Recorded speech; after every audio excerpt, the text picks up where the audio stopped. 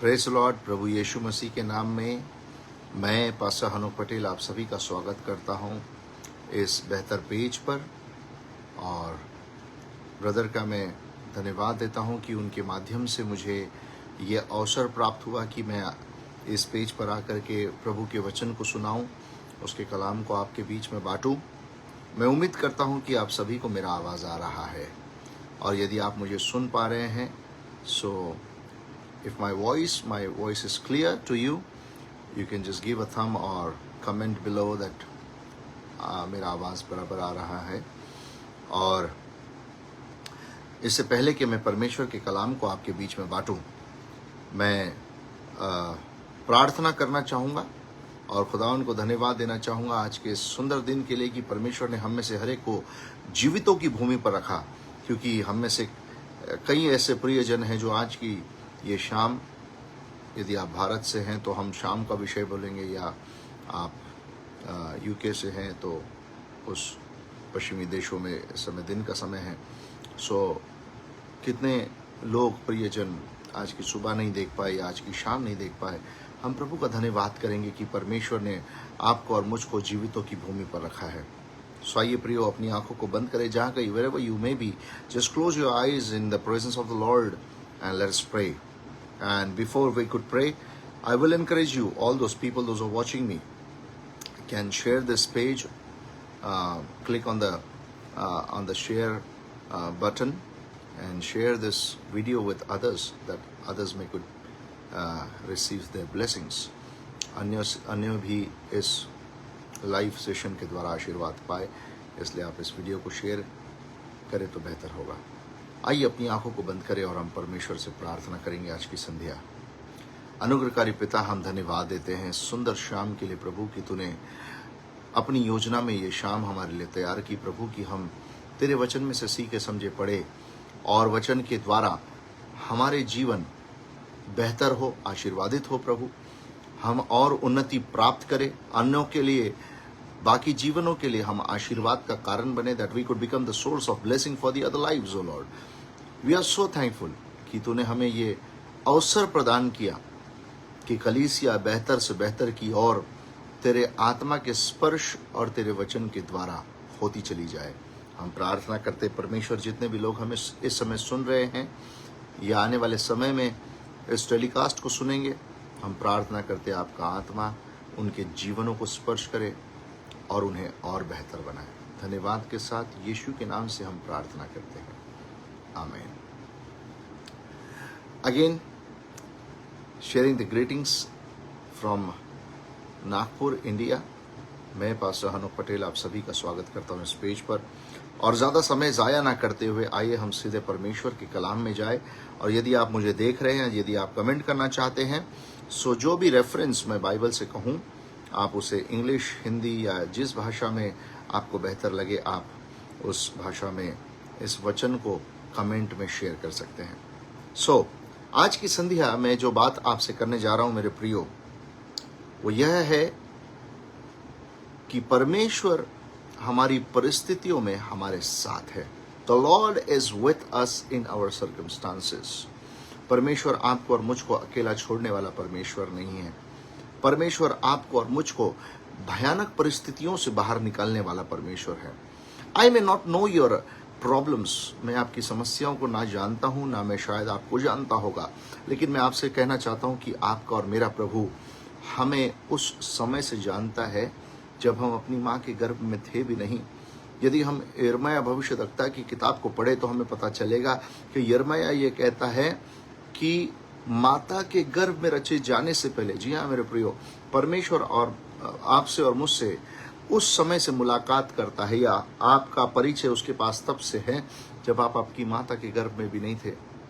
When you were just in the plan of God, from that time, उस समय से आप और मैं परमेश्वर की योजना में हैं। हमें संसार के लोग छोड़ सकते हैं, हमारे प्रिय लोग छोड़ सकते हैं, हमारे अपने लोग छोड़ सकते हैं, जो हमारे करीब के मित्र है वो छोड़ सकते हैं, हमारे रिश्तेदार छोड़ सकते हैं, लेकिन ये यीशु कभी नहीं छोड़ेगा। और बाइबल बताती है कुछ दो बहनें हैं, एक भाई की दो बहनें हैं, जिन्होंने ये चिट्ठी पहुंचाई प्रभु के पास कि जिससे तू प्रेम करता है वह लाजर बीमार है। वो मृत्यु के बिछोने पर है, इसलिए तू चला आ।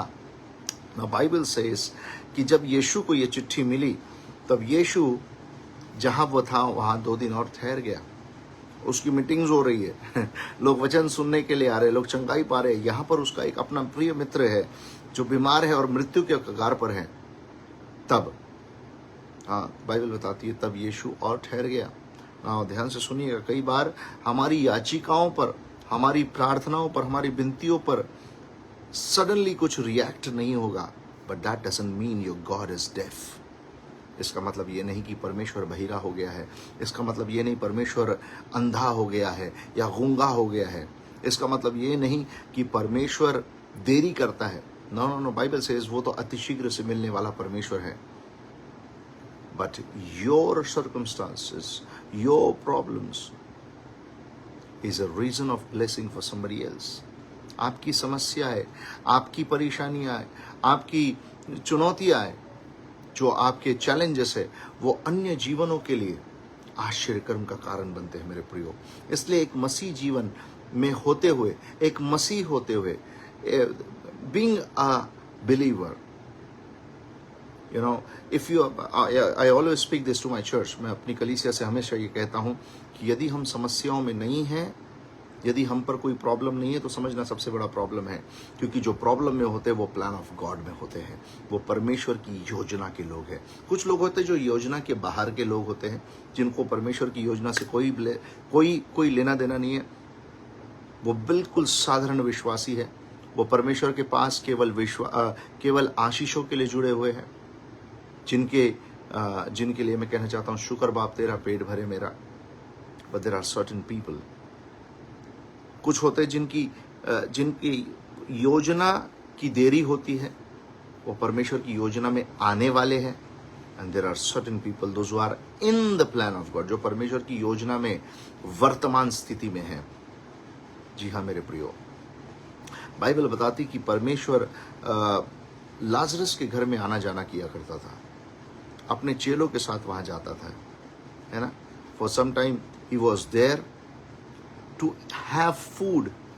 परमेश्वर उसके घर में भोजन करने के लिए जा रहा है, मुलाकात करने के लिए जा रहा है। बाइबल बताती है जब वो मरियम के साथ बैठा हुआ है, बातचीत कर रहा है, मार्था किचन में बना रही है कुछ, उस समय वो मार्था से मुलाकात कर रहा है, मरियम से बात कर रहा है, मरियम से मुलाकात कर रहा है, उसके साथ बातों को बांट रहा है, आश्चर्य कर्मों को बांट रहा है, मिनिस्ट्री कैसी होती है वो बता रहा है ना। किसी एक घर में वो किसी एक से मुलाकात करने गया है। एट दैट टाइम मेरी was in the plan. Martha plan के बाहर है, उसका समय आने का है। एक दिन आया, वो लाजरस के जीवन में योजना को बना रहा है मेरे प्रियो।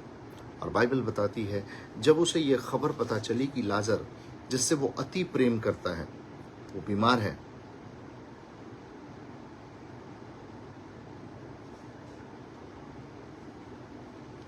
तब यीशु ये कहता है कि ये बीमारी मृत्यु की नहीं, परंतु इसलिए कि परमेश्वर महिमा प्राप्त करे। दैट मीन्स जब आपकी और मेरे जीवन में समस्याएं आती है, परेशानियां आती हैं, चैलेंजेस आते हैं, जो हमारे जीवन में इतने भयंकर होते हैं, जो मनुष्य की समझ, स्थिति या उसकी कंट्रोल के बाहर के होते हैं। That is not to torture you my dear people, that is that God could receive the glory, कि परमेश्वर महिमा प्राप्त करे। एक साधारण या हल्का फुल्का विश्वासी ये कहेगा कि प्रभु आपको दिखता नहीं मेरे जीवन में कितनी बड़ी परेशानियां हैं, पर एक सामर्थ्य विश्वासी ये कहेगा प्रभु इसमें भी मैं आपका धन्यवाद देता हूं। Lord I want to thank you that you chose me for this purpose. तूने मुझे इस मकसद के लिए चुना, उसके लिए धन्यवाद मेरे प्रभु। ध्यान से सुनिए, बाइबल बताती यीशु जब कब्र पर आया, मैं ज़्यादा समय आपका नहीं लूँगा, मैं और 20 मिनट बात करूँगा आपसे और फिर हम वचन को बंद कर देंगे और मैं सबके लिए प्रार्थना करना चाहूँगा। इसलिए मीनवाइल अगर आप अपनी प्रार्थना निवेदन भेजना चाहते तो आप प्रार्थना निवेदन कमेंट बॉक्स में कर सकते हैं, ताकि हम वचन के आखिर में आप सभी के लिए प्रार्थना करें। और मेरा विश्वास है कि ये वचन आप सभी के लिए आशीर्वाद का कारण ठहरेगा, उन्नति का कारण ठहरेगा, प्रभु में और मजबूत बनने का कारण ठहरेगा। नाउ बाइबल सेज, जब यीशु लाजर की कब्र पर आया तब उसकी बहन कहने लगी, जब यीशु ने कहा 39वें वचन में, यीशु ने कहा पत्थर को हटाओ, उस मरे हुए की बहन मार्था उससे कहने लगी। ना ध्यान से सुनना, यीशु जब कब्र पर आया सो उसका पहला शब्द यह था, पत्थर को हटाओ। डियर चर्च, प्रिय विश्वासियों, कलीसियाओं, जब यदि आप मुझे सुन रहे, मैं आपसे कहना चाहूँगा, जब यीशु आपसे मुलाकात करेगा, सर्वप्रथम, if you want to have that miracle in your life, if you want to enjoy the miracle that Lord is supposed to do in your life, the number one thing that he will tell us to do, वो पहली बात जो कलीसिया से, विश्वासियों से, हमारे प्रिय भाई बहनों से परमेश्वर का आत्मा कहना चाहता है, आज की संध्या कलीसियाओं से कहना चाहता है, विश्वासियों से कहना चाहता है, हमारे जीवन के वे पत्थर हटने पाए। सुनिए, लाजर का बाहर आना कठिन है या पत्थर का हटाया जाना कठिन है? इन दोनों चीज़ों में जो सबसे आसान बात है वो है पत्थर का हटाया जाना। दैट मीन्स परमेश्वर हमें हमारे जीवन की वो बात करने के लिए कहेगा, पत्थर के इस पार मिरेकल करने वाला है और पत्थर के उस पार मिरेकल है। मेरे प्रियो, परमेश्वर आपसे और मुझसे ये कहना चाहता है कि वो आपके जीवन में आश्चर्य कर्म करना चाहता है, वो आपके जीवन में बेहतर बातों को करना चाहता है, वो आपके जीवन में मरी हुई बातों को जीवित करना चाहता है। यदि कोख मरी हुई है वो जीवित करना चाहता है, यदि शारीरिक दशाएं मरी हुई है वो जीवित करना चाहता है, यदि फाइनेंशियल डिसऑर्डर है वो जीवित करना चाहता है, यदि मिनिस्ट्री में डिसऑर्डर है वो जीवित करना चाहता है, यदि मैरिजेस में डिसऑर्डर है वो जीवित करना चाहता है, यदि हमारे शारीरिक दशा मर चुकी है वो जीवित, यदि विश्वास की दशा मर चुकी है वो जीवित करना चाहता है मेरे प्रियो। और वो मरी हुई स्थिति के सामने खड़ा है। Jesus is actually standing in front of the tomb. वो कब्र के सामने खड़ा है, वो आश्चर्य कर्म करने के लिए पहुंचा है, वो देरी नहीं करता मेरे प्रियो। दूसरा पत्रस 3 अध्याय और 8वां वचन बताता है कि वो पेशेंस से डील करता है, देरी से नहीं। Your Lord is patient. आपका परमेश्वर धीरज से काम करता है, देरी से नहीं। बड़ा ही सुंदर वचन है। यदि आप मुझे सुन रहे मेरे प्रियो, आप इस वचन को वहां पर कोट करें, कॉपी पेस्ट करें। यूहन्ना उसके 11वें अध्याय के 39वें वचन से हम बात करें। The gospel of John chapter 11 and verse 39, it says Jesus was at the tomb. वो कब्र पर खड़ा है, कब्र के नजदीक आया है और लोगों से कह रहा है पत्थर को हटाओ। आज हमारे जीवनों में मिरेकल क्यों नहीं हो रहे हैं? आज हम बेहतर बातों का अनुभव क्यों नहीं कर रहे हैं? लाजर की कब्र पर यीशु इसलिए आया है, मातम करने के लिए नहीं आया है, रोने के लिए नहीं आया है। जब मैं अपनी कलीसिया में इसके विषय में बात कर रहा था तो मैं उनसे कह रहा था, मृत्यु के दिन मुर्दे को छोड़कर हर कोई रोता है। यदि कोई मर जाए तो उस व्यक्ति को छोड़कर हर कोई रोता है। यीशु उस कब्र पर रोने के लिए नहीं आया था। हालांकि वचन ये कहता है, यीशु मन में फिर उदास होकर कब्र पर आया। वो मातम मनाने के लिए नहीं आया मेरे प्रियो। आपके दुख में वो दुख मनाने नहीं आया है, आपके दुख में वो इसलिए आया है कि आपको सुख प्रदान करे। In your problems, Jesus has not come that he could, cry in your problems. आपकी समस्याओं में सांत्वना देने के लिए नहीं आया, सहानुभूति देने के लिए नहीं आया है। वो आपकी समस्याओं में इसलिए आया है कि वो आपकी समस्याओं का निवारण दे, आपको आपकी समस्याओं से बाहर निकाले। But there is one thing that is hindrance. कुछ एक बात है जो रुकावट बनी हुई है। वो कौन सी बात है? वो है पत्थर। पत्थर मेरे दृष्टिकोण से जो पवित्र आत्मा मुझे सिखाता, मैं आप तक पहुंचाना चाहता हूं। पत्थर यानी कि अविश्वास, पत्थर यानी हमारे मुख के नकारात्मक शब्द। मैं एक वचन आपके पास देना चाहता हूं, हम उसमें जाएंगे और उसके बाद तुरंत इसको फिर एक और बार देखेंगे। पृथ्वी पर के सबसे ज्ञानी पुरुष ने इस वचन को कहा है और यह ज्ञानी पुरुष का नाम है सुलेमान बादशाह। और सुलेमान अपने नीति वचनों में जो बात आपसे और मुझसे कहना चाहता है या कहता है, मैं उसे आप तक पहुंचाना चाहता हूं। यह हमें मिलेगा नीति वचन उसके 18वां अध्याय के 21वें वचन में। Proverbs chapter 18 and verse 21 says, जीभ के वश में मृत्यु और जीवन दोनों होते हैं। जीभ के वश में हमारी टंग और आपकी टंग, that carries the power of death and life both। हमारे जीभ के वश में मृत्यु और जीवन दोनों होते हैं मेरे प्रियो। एक दिन मैं अपनी कलीसिया से बता रहा था और एक मजाक उनके साथ शेयर कर रहा था, और वो मजाक इस तरीके से, एक जोक ऐसा है कि एक दिन हमारी टंग और दांत ये आपस में उलझ गए, इनके झगड़े हो गए।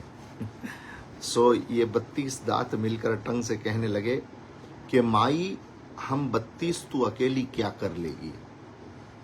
दांत पूरे के पूरे 32 टीथ मिलकर टंग से कहने लगे, माई हम 32 तू अकेली क्या कर लेगी।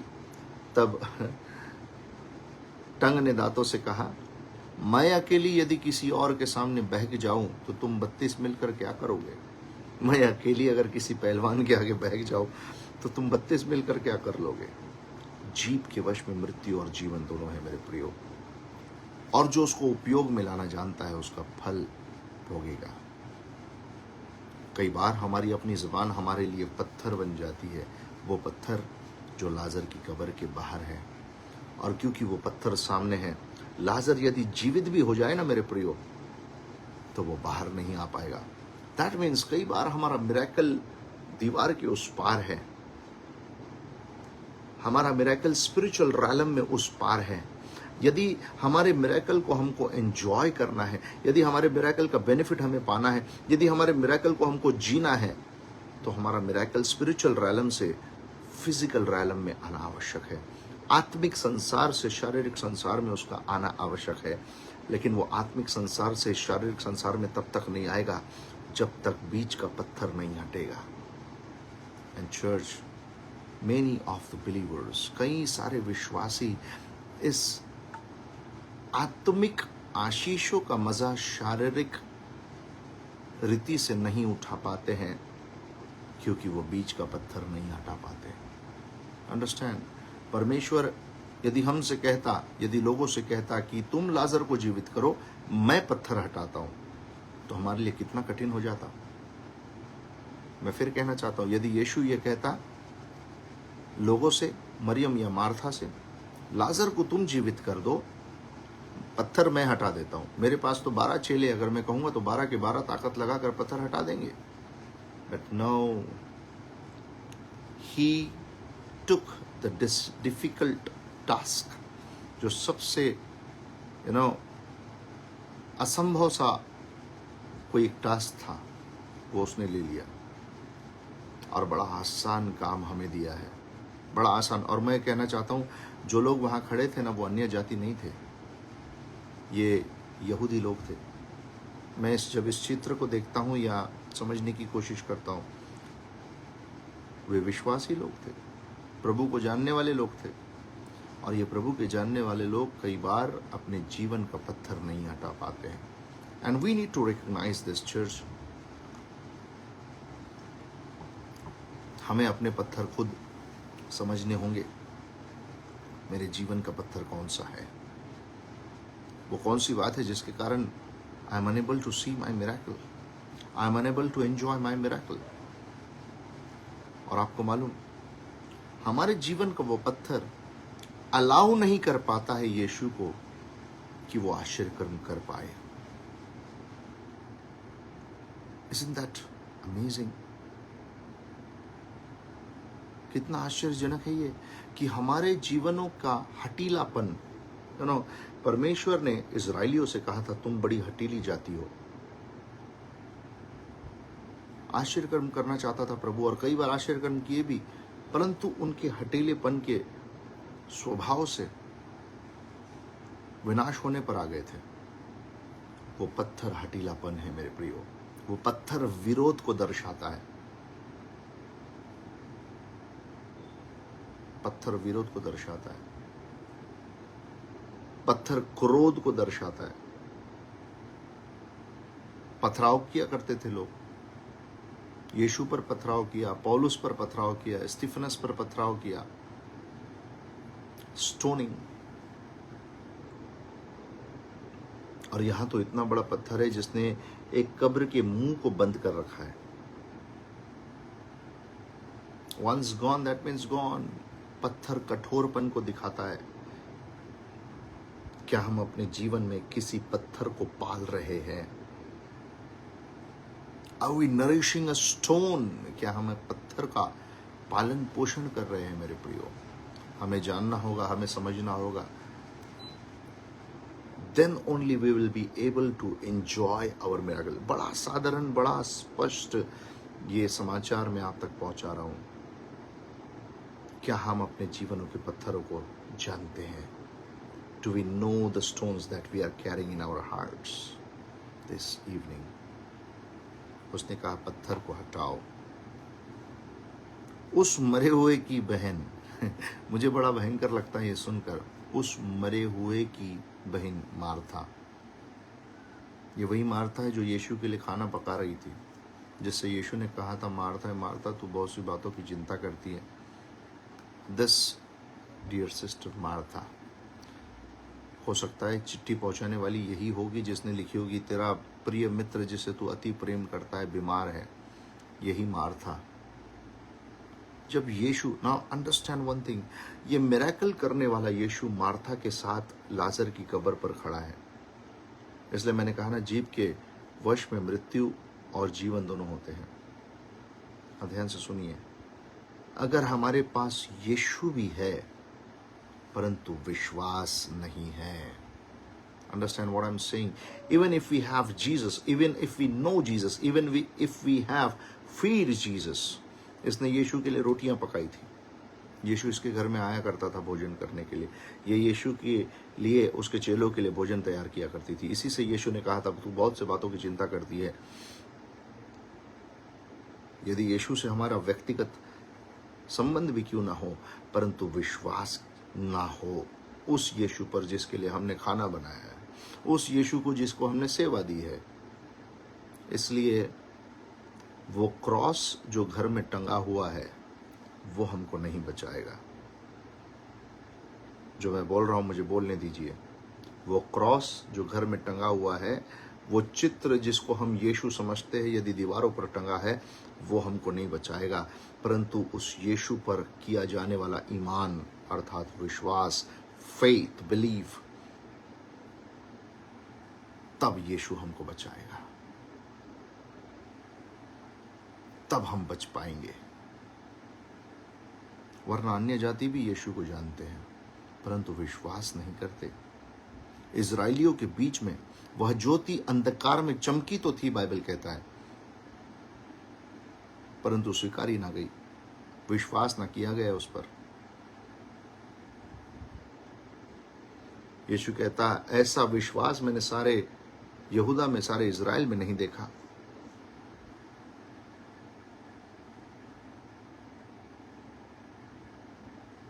उनसे परमेश्वर ज्यादा प्रसन्न है जिन्होंने उसको आंखों से नहीं देखा परंतु विश्वास किया।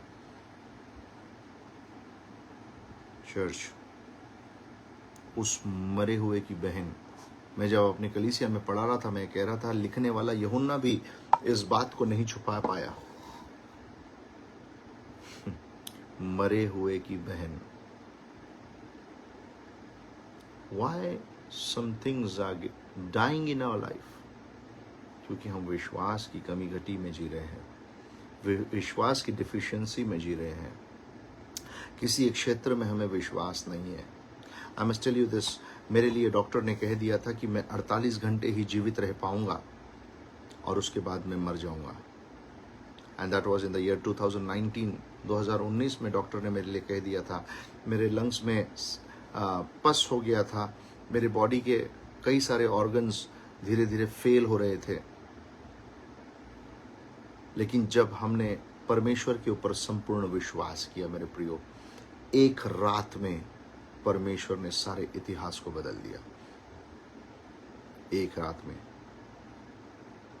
मेरी पत्नी के लिए डॉक्टर ने कहा था कि इसका गर्भाशय इतना छोटा है कि उसमें सिर्फ एक सेब समा सकता है, आपको बच्चे नहीं हो सकते। लेकिन मैं प्रभु का धन्यवाद देता हूं कि आज मुझे 2 बच्चे हैं और वो सेब से ज़्यादा बड़े हैं। 8 साल का बेटा है मेरा और 5 साल की बेटी है। अंडरस्टैंड चर्च, यदि यीशु भी साथ रहे परंतु विश्वास ना हो तो हम आश्चर्य कर्म का आनंद नहीं ले पाएंगे। उस मरे हुए की बहन मार्था कहने लगी, उससे कहने लगी, हे प्रभु, उसमें से अब तो दुर्गंध आती है। Understand church, lack of faith will always smell.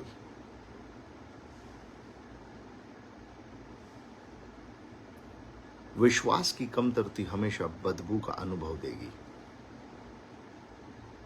If we sniff inside, अगर हम अंदर सांस लेंगे तो बदबू का अनुभव होगा। अगर विश्वास की कमी घटी है, चर्च, विश्वासियों, प्रिय भाइयों और बहनों, उस मरे हुए की बहन मार्था यीशु से कहने लगी, हेजिटेट भी नहीं कर रही वो यीशु को ये बोलने के लिए। जब यीशु ने कहा पत्थर, क्या उसका सवाल ये नहीं होना चाहिए था, यीशु आप पत्थर को क्यों हटवा रहे हो? What we will get inside? ना ना ना, कुछ लोगों को आपके जीवन में दुर्गंध आएगी। पता है क्यों? विश्वास की कमी घटी है। यीशु तो है, यीशु को जानते भी है, बाइबल भी पढ़ा है, यीशु के लिए रोटियां भी पकाई है, मतलब सेवा भी दी है। Then also they will lack in faith. कहीं हमारे परिचय में ऐसे लोग तो नहीं है जो ये कहते वहां से दुर्गंध आएगी? कहीं ऐसे लोग तो नहीं है जो आश्चर्य कर्म को हिंडर करना चाहते हैं, रुकावट बनना चाहते हैं? Church, we need to understand कि हम कैसे लोगों में उठ बैठ कर रहे हैं। क्या वे विश्वासी है? किन लोगों के साथ हम व्यवहार कर रहे? मैं जातियों में भेदभाव नहीं डाल रहा हूं। मैं खुद कहना चाहता हूं कि कई सारे अलग अलग धर्म और जातियों के मेरे मित्र हैं, जो पंजाबी समाज से आते हैं, मुस्लिम समाज से आते हैं, हिंदू समाज से आते हैं, जैन समाज से आते हैं। मैं खुद पटेल हूं, मैं खुद गुजराती हूं, लेकिन मैं प्रभु का धन्यवाद देता हूं कि हम ऐसे सोसाइटी में रहते हैं जहां पर अलग अलग कल्चर के लोग हमारे साथ रहते हैं। वे ईसाई नहीं है, मैं उनके विषय में बात ही नहीं कर रहा हूं। मैं ऐसे लोगों के बारे में बात कर रहा हूं जो यीशु को जानते हैं फिर भी अविश्वासी है। They have the head knowledge about Jesus Christ. यीशु मसीह के बारे में सिर्फ ज्ञान है, मालूमात है, जानकारी है, बट अंदर यीशु नहीं है। ये वही लोग होंगे जो कहेंगे, don't do the miracle over there, वहां से दुर्गंध आती है, वहां से कुछ भला बाहर नहीं आ सकता, वहां से दुर्गंध आती है। लेकिन पता है, जो विश्वास करते हैं उनके लिए कलाम क्या कहता है? तुम मसीह की सुगंध हो, तुम मसीह की सुगंध हो। चर्च, क्या हम सुगंध बनना चाहेंगे या दुर्गंध बनना चाहेंगे? चर्च, क्या हम उन लोगों को साथ में रखना चाहेंगे जो हमारे मृत्यु के बाद भी यीशु को लेकर के आए? हमारी मृत्यु की दशा में यीशु को लेकर के आए, या उन लोगों को पास में रखना चाहेंगे जो ये कहेंगे, ना ना ना प्रभु, वहां से दुर्गंध आती है, there is no hope left behind.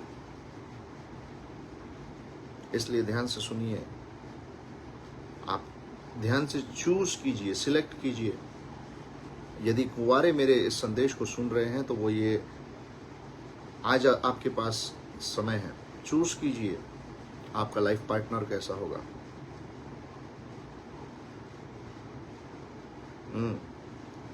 बहनें अच्छे तरीके से चूज कीजिए आपका होने वाला पति कैसा होगा। भाई अच्छे से चूज कीजिए आपकी होने वाली पत्नी कैसी होगी।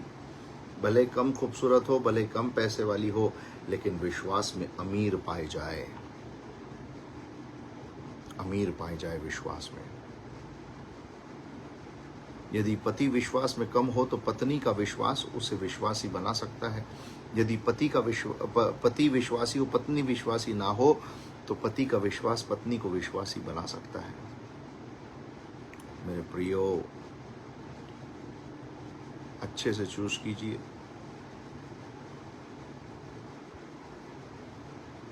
लॉर्ड जीसस सेड, और कहने लगी है, उसमें से दुर्गंध तो आती है और उसके बाद कहती है क्योंकि उसे मरे हुए 4 दिन हो चुके हैं। जब अंदर से सब कुछ सड़ चुका है, विश्वास खत्म हो चुका है। Yes Ayan Mandal, we will pray for you.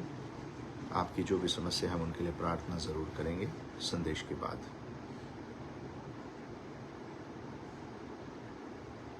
मेरे प्रियो, अंदर सब कुछ खराब हो चुका है, सड़ चुका है। यीशु तो भी 3 दिन मृतकों में से जी उठा, लाजर 4थे दिन का है। 4थे दिन जब सब कुछ सड़ रहा है, अंदर से खत्म हो रहा है, कीड़े लग चुके हैं, शरीर के ऑर्गन्स खा रहे हैं। मैं तो सोचता हूँ कीड़े तो ये सोच रहे होंगे हमारी तो बिरयानी की दावत हो गई।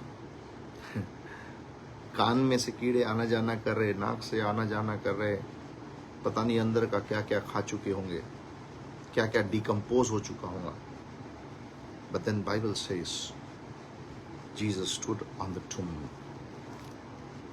मृत्यु के उस कब्र के उस दरवाजे पर खड़ा होकर के उनसे कहने लगा, इस पत्थर को हटाओ। और मुझे 40वां वचन बेहद पसंद है। 40वां वचन कहता है, यीशु ने उससे कहा, understand, in your difficulties, in your unfaithfulness. ये बड़ा ही उत्तेजना का शब्द है।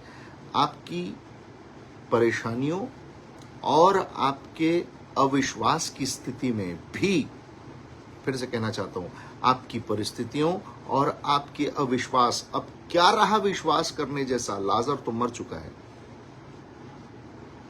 आपके अविश्वास की स्थिति में भी मेरे प्रियो, है ना, मार्था के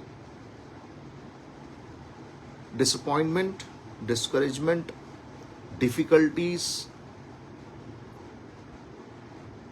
एंड अनफेथफुलनेस, ऐसी स्थिति में यीशु खड़ा होकर क्या कह रहा है मालूम? क्या मैंने तुझसे नहीं कहा था कि यदि तू विश्वास करेगी? चर्च, जब यीशु ये कह रहा हो, इसका मतलब है कि मार्था में लैक ऑफ फेथ है, उसमें विश्वास की कमी है, विश्वास नहीं पाया जा रहा है। इसलिए यीशु उसको रिमाइंडर दे रहा है, याद कर जब मैं तेरे घर में आता था, जब तू मेरे लिए रोटियां पकाई करती थी, जब मेरे चेले तेरे घर में आते थे और तू इस बात से क्रोधित हो रही थी, क्या तुझे नहीं दिखता कि कितना काम बचा हुआ है? और मैंने तुझसे कहा था, मार्था है मार्था, तू बहुत से बातों की चिंता करती है। कदाचित उस समय मैंने तुझसे कहा था, याद कर। चर्च, जिस कलाम को आज अपनी स्थिति में आप सुन रहे हैं और आप कह रहे हैं कि कैसे होगा, क्या होगा, मैं आपसे कहना चाहता हूं, क्या यीशु ने आपसे नहीं कहा है कि यीशु ने आपसे ये नहीं कहा है कि यदि तू विश्वास करेगी तो तू परमेश्वर की महिमा को देखेगी? दैट मीन्स चर्च, आपका विश्वास आपकी विचलित कर देने वाली परिस्थितियों में, आपके विश्वास को डगमगा देने वाली स्थिति में, जब आप विश्वास करते हैं, आपका विश्वास आपको परमेश्वर की महिमा देखने का अनुभव देता है। Your faith gives you this opportunity in your difficulties that we could see and experience the glory of God. What would you love to experience?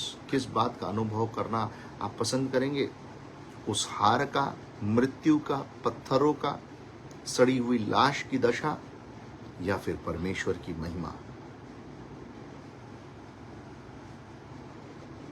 या we may be going through some problems. ऐसी बात बिल्कुल भी नहीं है कि विश्वासी पर समस्या नहीं आती।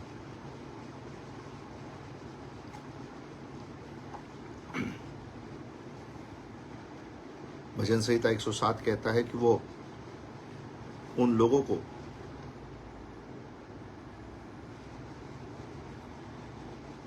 जो परमेश्वर पर विश्वास करते हैं, उन लोगों को जो परमेश्वर पर ईमान लाते हैं, उन्हें गहरे गड्ढे में से बाहर, जबूर 107 वचन 19 और 20 कहता है, उन्हें गहरे गड्ढे में से बाहर निकालता है। दैट मीन्स परमेश्वर के डरने वाले, परमेश्वर के विश्वासी गहरे गड्ढों का अनुभव करेंगे, पर वो उनमें रहने के लिए नहीं बनाए गए हैं। वो उनमें रहने के लिए, उसी स्थिति में पड़े रहने के लिए प्रभु में नहीं है। Your faith brings the ladder of the glory of God in your depth. आपके गहरे गड्ढों के अनुभव में आपका विश्वास परमेश्वर की महिमा की मानो एक सीढ़ी नीचे लेकर के आता है, ताकि वो आपको बाहर निकाले। बाइबल से, क्या मैंने तुझसे नहीं कहा था, यदि तू विश्वास करेगी तो परमेश्वर की महिमा को देखेगी। मेरे प्रियो, आप मृत्यु देखने के लिए नहीं हैं, आप परमेश्वर की महिमा देखने के लिए लोग चुने गए हैं। I want to repeat this. आप मृत्यु देखने के लिए नहीं, परंतु मृत्यु के बीच में परमेश्वर की महिमा को देखने के लिए चुने हुए लोग हैं। You know, there are certain categories. कुछ लोग सर्दी खांसी के लिए ही है, कुछ लोग कैंसर एड्स के लिए ही है, और कुछ लोग पुनरुत्थान के लिए है। Now there are levels of faith. Faith के लेवल होते हैं मेरे प्रियो। दाऊद ने पहले ही दिन गोलियत को नहीं मार दिया, पहले भालू को, फिर सिंह को, फिर गोलियत को। Church, we need to understand this is the level of faith. क्या मैंने तुझसे नहीं कहा था? क्या उसने आपके पास कलाम को नहीं भेजा है, बाइबल को नहीं भेजा है, अपने शब्दों को नहीं भेजा है?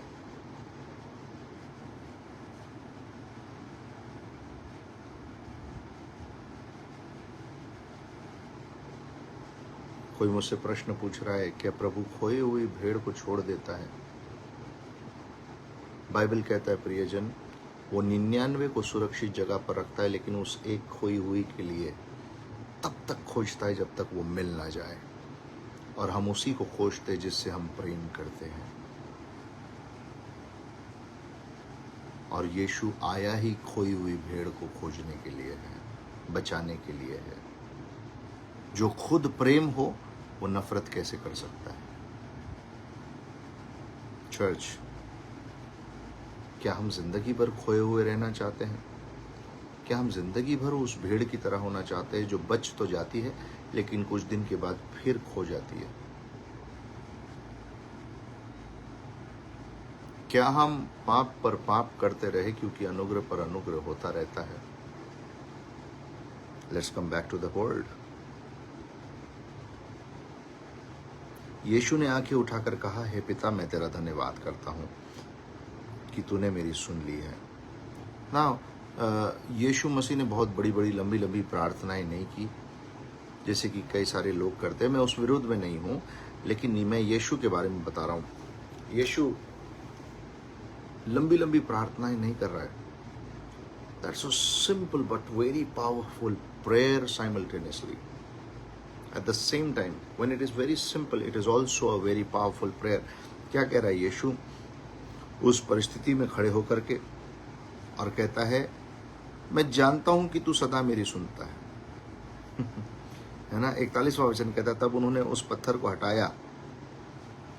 यीशु ने आंखें उठाकर कहा। ना अंडरस्टैंड, ये इसके विषय में थोड़ा देर बात करूंगा मैं, फिर हम वचन बंद करेंगे। बाइबल बताती है मेरे प्रियो, जब तक उन्होंने पत्थर नहीं हटाया, यीशु ने आश्चर्य कर्म के विषय में कोई बात नहीं की, यीशु ने प्रार्थना शुरू नहीं की, यीशु ने पिता से बातें नहीं की। दैट मीन्स हमारे जीवनों का पत्थर हटना कितना आवश्यक है। वो कठोरपन का पत्थर, वो घमंड का पत्थर, वो बलवे का पत्थर, वो अविश्वास का पत्थर, अंधविश्वास का पत्थर, मन को कठोर कर देने वाला पत्थर, मेरे प्रियो आज वो पत्थर हटना आवश्यक है, क्योंकि जिस क्षण पत्थर हटेगा यीशु बोलेगा।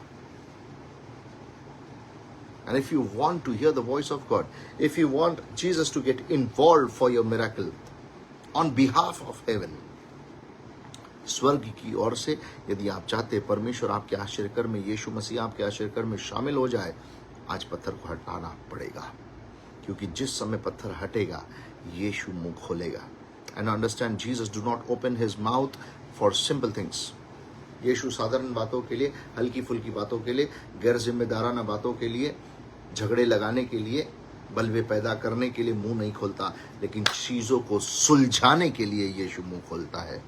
और यीशु ने जब मुंह खोला तो ये कहा, लाजर बाहर आ। नंबर 1, जब उसने मुंह खोला तो उसने पिता से बात की। क्या बातें की? हे पिता, मैं तेरा धन्यवाद करता हूँ। Now let us learn from the attitude of Jesus. Yeshu के स्वभाव से कुछ सीखने पाए। यीशु समस्याओं में खड़े होकर धन्यवाद देता है। हम समस्याओं में खड़े होकर परमेश्वर को कभी कभार कोसते हैं। इसलिए मैंने शुरुआत में कहा, your problem is not to kill you, your problem is for that from your life Jesus और the Lord could receive the glory. ये मृत्यु बीमारी की नहीं, परंतु परमेश्वर की महिमा के लिए है। इसलिए उसने खड़े होकर आंखें ऊपर उठाई। वेयर ही फोकस, आंखें ऊपर उठाई, बड़ा सिंपल वर्ड लगता ना, हम कई बार पढ़े होंगे। आंखें ऊपर उठाई, क्या आंखें ऊपर उठाई? यीशु ने फोकस बदल दिया। मेरे प्रियो, हमारी समस्याओं में हमारा फोकस क्या है?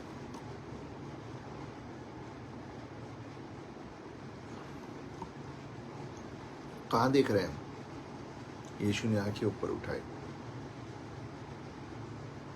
Focused. He focused in the haven, on the haven, being in the problem. लोगों की समस्या में खड़े होकर स्वर्ग पर ध्यान लगा रहा है और कह रहा है, हे पिता, मैं तेरा धन्यवाद करता हूं। Church, that's the key. यही हमारे लिए कुंजी है। हम प्रॉब्लम में खड़े होकर प्रॉब्लम के विषय में बात करते हैं, वो प्रॉब्लम में खड़े होकर स्वर्ग से बातें करता है।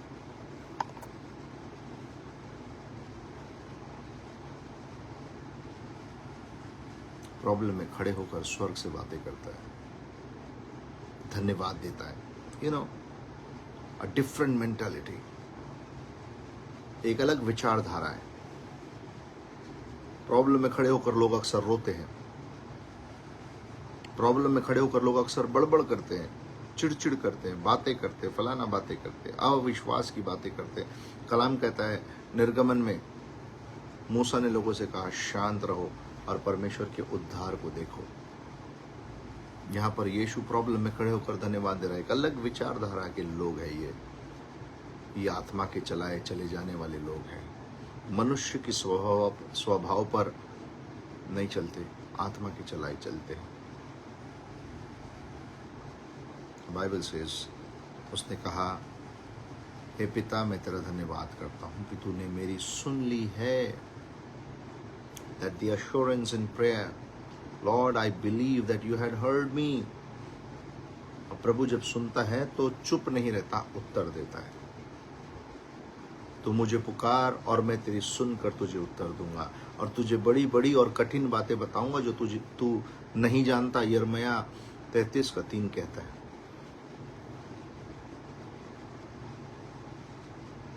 एंड बाइबल सेज, जब लाजर रखा गया था तो लाजर मृतक था, मरा हुआ था। He was dead. The Lazarus was dead when he was kept in the tomb. कुछ सीढ़ियों को उतर करके लाजर को नीचे रखा गया था। लाजर नहीं जानता था कि एग्जिट डोर कहाँ पर है।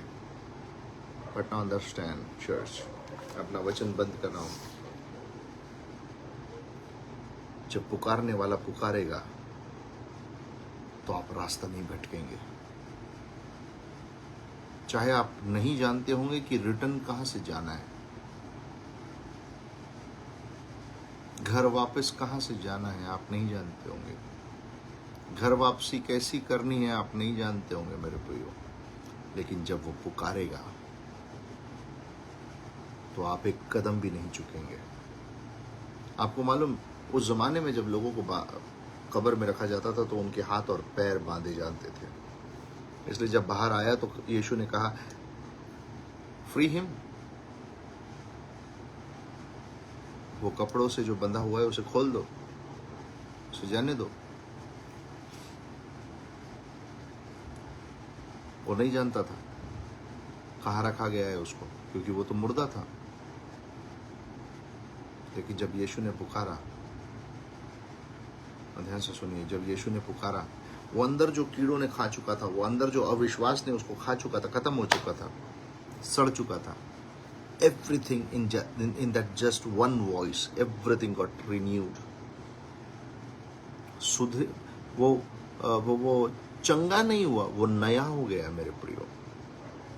पुराने को बदल कर नहीं, मतलब दुरुस्त नहीं किया उसने, पुराने को बदल दिया, नया कर दिया। देखो सब कुछ नया हो गया है। Church, He want to renew everything that has been rotten. हर वो जो चीज़ है जो सड़ चुकी है, चाहे पति पत्नी के बीच का रिश्ता हो, माँ बाप और बच्चों के बीच का रिश्ता हो, सास और बहू के बीच का रिश्ता हो, हमारा और ऑफिस में कलीग्स के साथ जो रिश्ता हो, हमारा और स्वर्ग में जो रिश्ता हो, यदि वो सड़ गया है, वो नया करना चाहता है चर्च। बस एक बार उसे पुकारिए।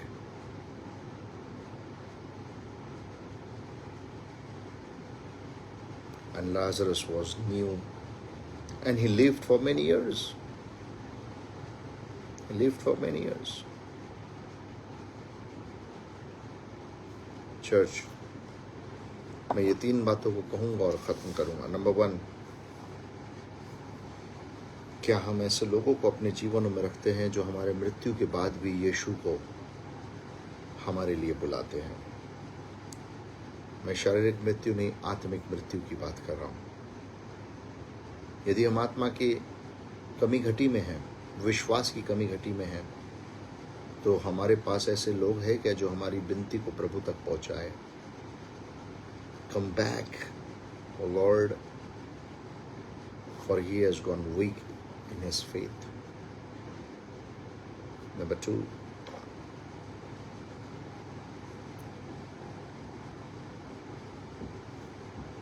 क्या हम अपने जीवनों के पत्थरों को हटाना चाहेंगे?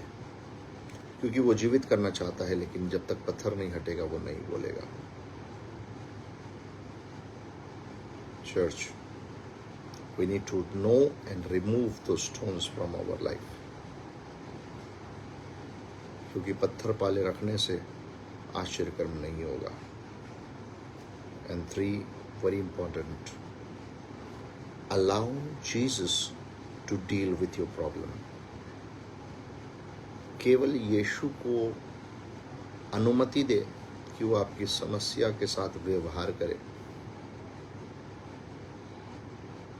मैं समझता हूँ इस सारी स्थिति में यदि यीशु ना हो, लाजर के मृत्यु में वो चिट्ठी मिलने के बाद भी अगर यीशु ना आए, तो क्या लाजर जीवित होगा? क्या उन लोगों के आंसू पोंछे जाएंगे? अंडरस्टैंड, यीशु के आने से क्या हो गया? मातम आनंद में बदल गया। इसलिए यीशु हमारी जिंदगियों में आवश्यक है। आइए अपनी आंखों को बंद करें और हम प्रार्थना करेंगे। अनुग्रहकारी पिता, हम धन्यवाद देते हैं और हम प्रार्थना करते प्रभु, क्योंकि आपका वचन हमें सामर्थ प्रदान करता है, हमें मृत्यु के बिछोने से बाहर निकालता है। प्रभु, मैं प्रार्थना करता हूँ इस समय इन प्रियजनों के लिए जिन्होंने अपने समय को निकाला और इस संदेश को सुना है। मैं विशेष प्रार्थना करता हूँ आयान मंडल साहब के लिए, अपनी सामर्थ्य से उन्हें स्पर्श कीजिए प्रभु। मैं प्रार्थना करता हूँ डायबिटीज़, बीपी अनस्टेबल ना रहे प्रभु।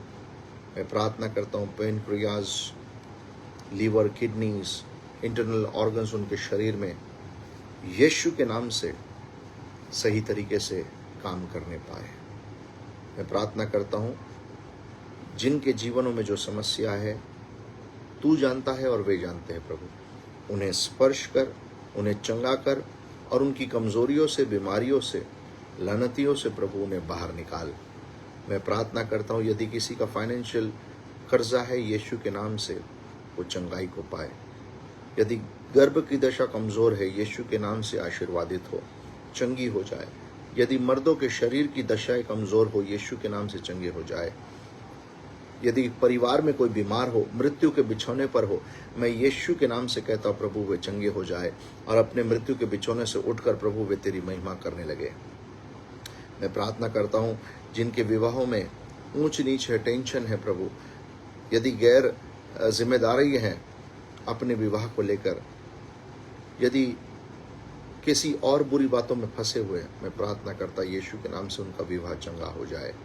मैं प्रार्थना करता हूँ प्रभु जो लोग विश्वास की कमी घटी में है, यीशु के नाम से तेरा आत्मा उन्हें विश्वास प्रदान करे।